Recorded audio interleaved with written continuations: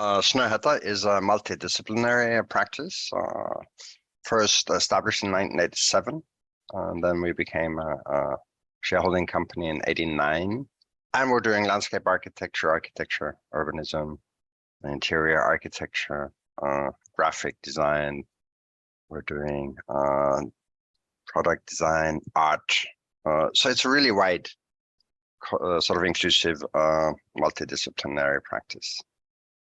Located in Norway with its head office, and at the same time spreading around the world for the moment with kind of different locations in 9 different places. From the very beginning, we established a practice which included landscape architects and architects. And for me, it's always been totally essential to look at the fusion of the place where you actually are dealing with the work, the context basically, and then the creation of things that you're doing in this particular location. And I think this fusion of architecture and landscape architecture started because we were fed up with objects being built and forgetting all about its surroundings.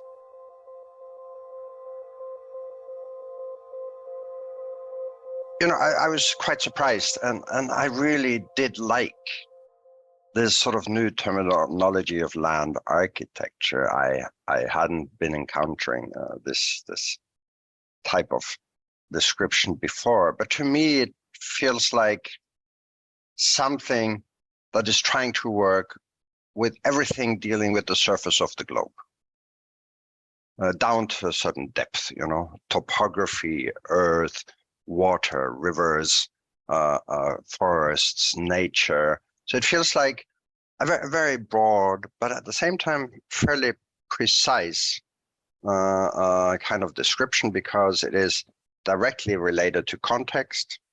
At the same time, it's directly related to, say, topography, but it could even be the history of topography that it relates to. So it's independent of time in a way.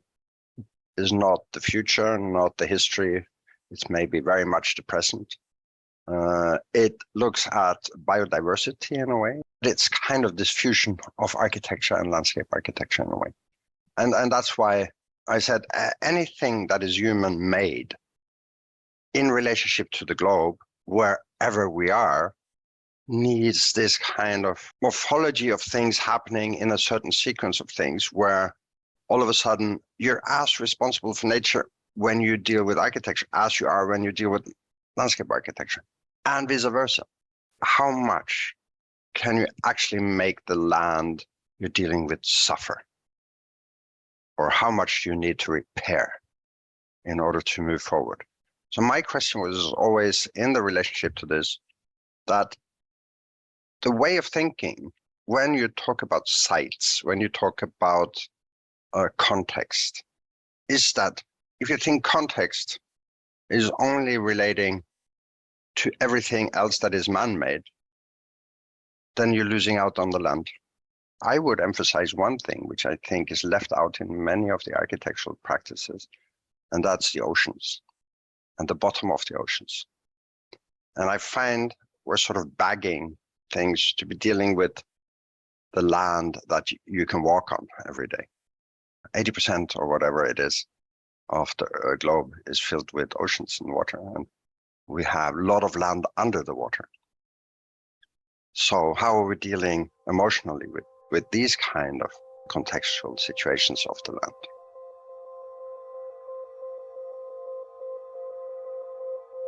land? First of all, you have to imagine a site on a peninsula in Oslo. You know, Oslo is based on this kind of finger piers, and everyone expects you to build a building at the end of the finger or the pier that sort of stretches into the ocean. Well, we decided to do and locate a building in relationship to landscape, which goes 90 degrees to the pier, because the 90 degrees is direction of the formation of stones when the ice pulled back and created the fjord of Oslo 30,000 years ago.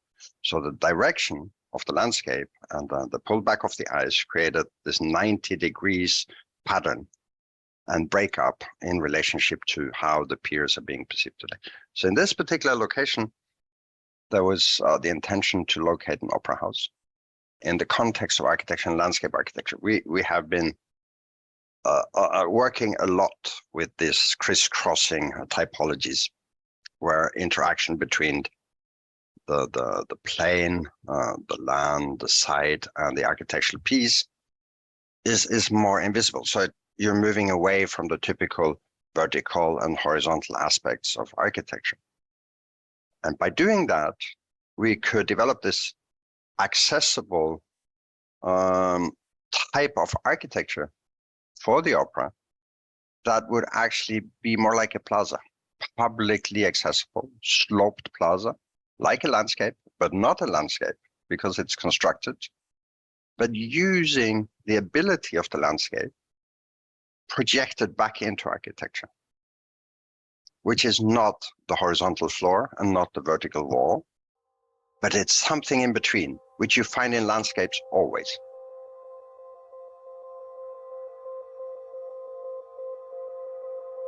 So then we designed this big building, you could say, under one roof. And this roof of the building with all the functions below is a big white marble surface that starts about 32 meters above the ground and goes towards the water and falls slowly in a ramp, so to speak, into the waterline.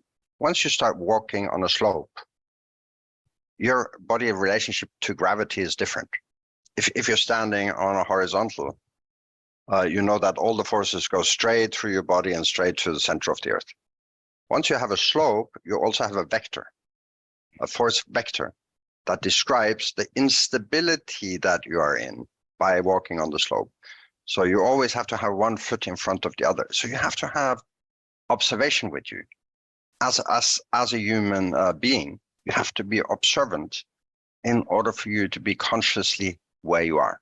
So that means there is absolutely no biased element towards the place, but there is also no relaxation.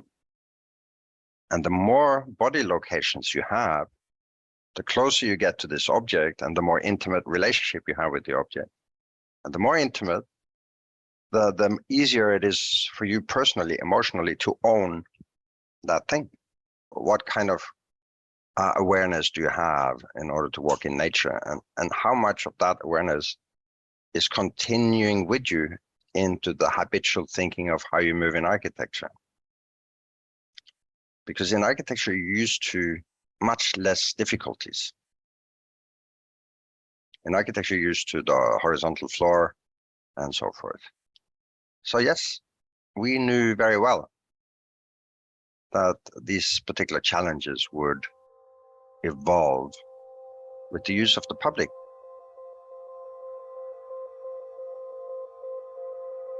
The right to roam is a law that was established together with the establishment of Norway as a free country in 1814. And the right to roam actually means public access to a lot of things in society, right? And one of them is the right of access to the waterfront. So in Norway today, you're not allowed to privatize any type of waterfronts. So even if you buy a site and you have your cabin here and you own the site all the way to the water, you cannot fence it in, and the public can walk by and you cannot stop them. So you cannot stop people from walking on your own property if that prevents them from getting, say, to the waterfront. But we also have similar descriptions of right to roam, right to move, right to access, you could say, in other parts of nature. There are some exceptions like agricultural land or dangerous situations. And this right to roam is in many ways one of the beautiful things when the collective of a country, through legal aspects, agree that I'll give away this portion of my private property to the public and then say, please come, you're kind of my guest, so please use my water line.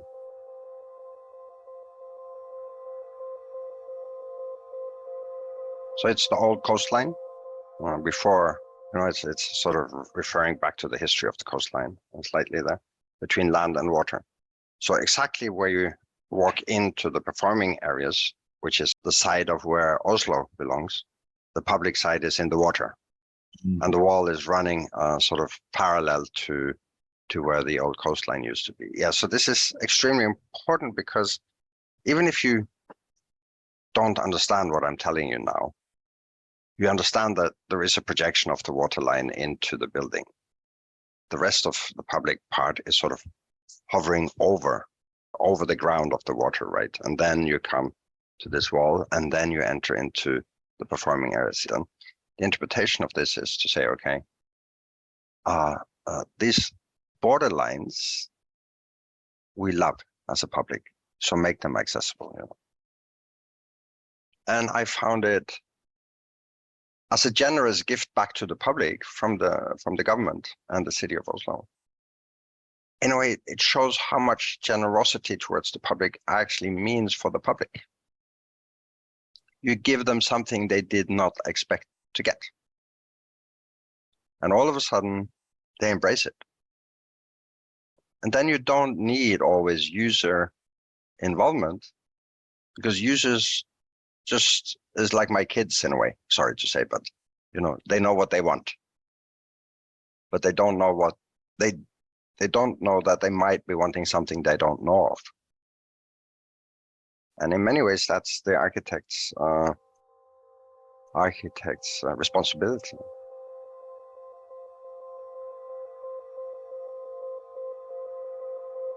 Back of house is where people work. We did something new also there. We pushed all the workshops towards the facades, outer facades of the building, so the public can actually look into the workshops and see people making the wigs and making the stage sets. So it became like a super attractive place to go to see what is happening in the preparation for this. And that generated a lot of curiosity.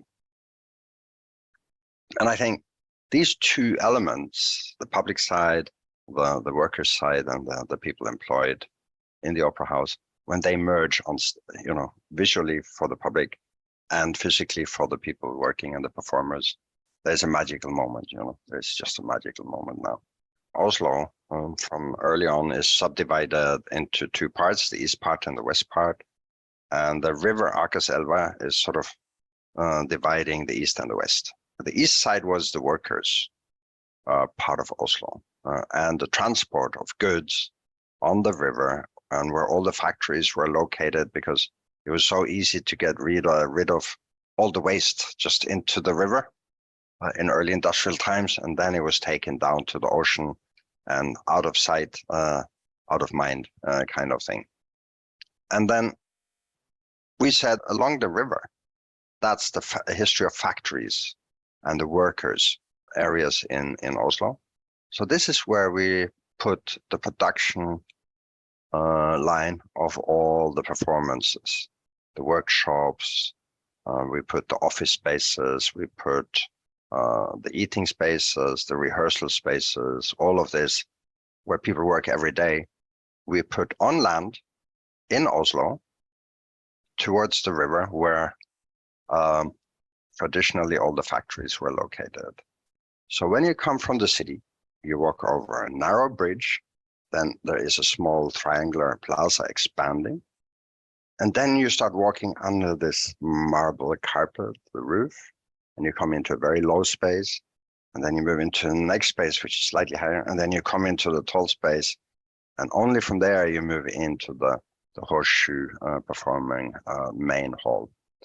So it's like a very easy horizontal, vertical situation where over the bridge, the public gets squeezed together. And then again, you come through the low and the high. So it's a sequence of different experiences before you get there. And you have to imagine coming from different places in the city. We did not want it to look like people were marching towards the opera. We wanted this dynamic extraction, detraction flow of people on an individual basis arriving from different places, walking on the roof into this. So it became like more free space for people to move. And then when you get into the lobby, you just flow into a wooden performing area made out of oak, quite dark.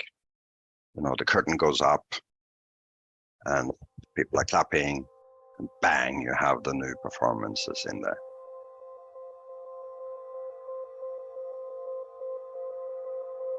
You know, the social contribution is that to see that art institutions have a responsibility beyond their own content.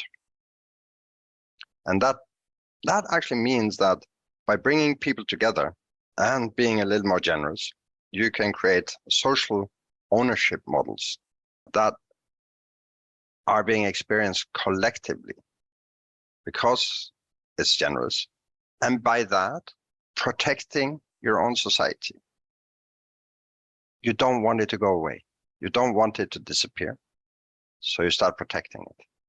And to me, the highest form of protection is the protection that comes out of the heart and not out of the mind.